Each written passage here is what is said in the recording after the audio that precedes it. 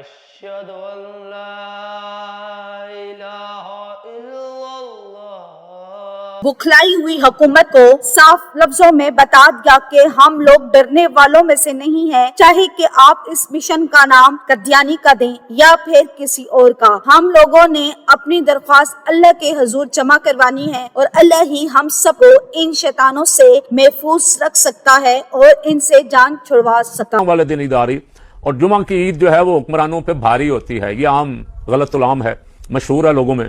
हालांकि किसी जमाने में जब ये बात कही गई तो उस वक्त का अमीरुल मोमिनीन जो था वो जुमा का खुतबा भी खुद देता था, ईद का खुतबा भी खुद देता था।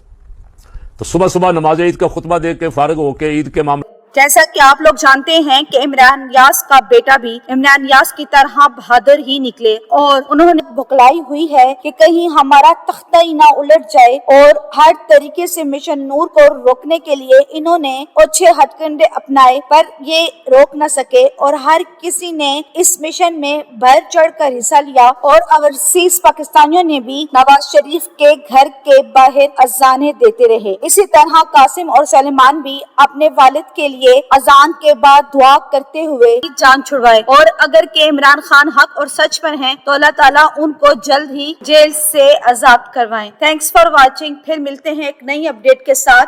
चैनल को सब्सक्राइब करें और वीडियो को जरूर लाइक करें और ज्यादा से ज्यादा शेयर करें। Thanks for watching.